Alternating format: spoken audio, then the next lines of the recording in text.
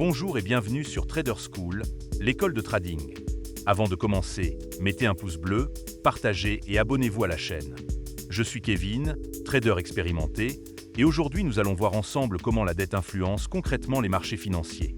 La dette, qu'elle soit privée ou publique, joue un rôle majeur sur l'évolution des marchés. Pour bien comprendre cet impact, commençons par définir clairement ce qu'est la dette. La dette publique correspond à l'ensemble des emprunts contractés par les États auprès des investisseurs privés, des institutions financières ou d'autres pays pour financer leurs dépenses. À l'opposé, la dette privée concerne les emprunts contractés par les ménages et les entreprises auprès des banques ou d'autres organismes financiers. Comment la dette publique influence-t-elle les marchés financiers? Lorsqu'un pays accumule une dette élevée, il doit régulièrement emprunter pour refinancer sa dette existante ou financer de nouvelles dépenses. Pour attirer des investisseurs, il augmente souvent les taux d'intérêt proposés sur ses obligations d'État. Ces taux plus élevés rendent ces obligations très attractives, ce qui peut détourner les investisseurs des marchés actions, perçus comme plus risqués. Cela entraîne souvent une baisse des marchés boursiers. Inversement, si un pays réduit sa dette ou emprunte à des taux faibles grâce à sa bonne santé économique, cela envoie un signal positif aux investisseurs, stimulant la confiance dans les marchés actions et encourageant les investissements dans les entreprises locales. Un exemple concret est la crise de la dette en Europe entre 2010 et 2012. Les niveaux élevés d'endettement en Grèce, Espagne ou Italie avaient provoqué de fortes tensions sur les marchés obligataires, faisant monter les taux d'intérêt.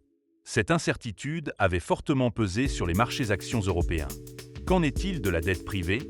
La dette des ménages et des entreprises influence directement la croissance économique. Lorsqu'elle est trop élevée, les ménages réduisent leur consommation et les entreprises limitent leurs investissements pour rembourser leurs emprunts.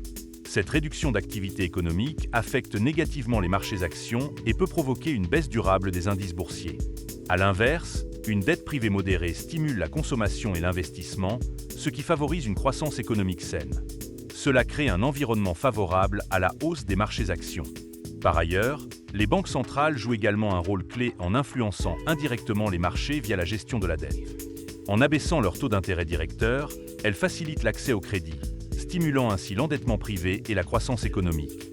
Cependant, un endettement excessif lié à des taux d'intérêt durablement faibles peut mener à des bulles spéculatives sur les marchés actions ou immobiliers, avec des risques élevés de crise financière à terme. Enfin, un pays avec un endettement trop élevé peut voir sa monnaie se déprécier fortement, ce qui impacte directement le marché du Forex.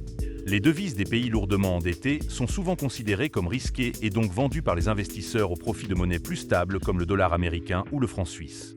En résumé, la dette, qu'elle soit publique ou privée, est un indicateur crucial à suivre pour anticiper les mouvements sur les marchés financiers. Un niveau modéré de dette stimule généralement les marchés actions, tandis qu'un endettement excessif crée de fortes incertitudes et des tensions sur les marchés obligataires, actions et le Forex. Merci d'avoir suivi cette vidéo jusqu'au bout. Si cette vidéo vous a été utile, mettez un pouce bleu, partagez-la et abonnez-vous à la chaîne pour continuer à progresser ensemble dans votre aventure sur les marchés financiers. À très bientôt sur Trader School.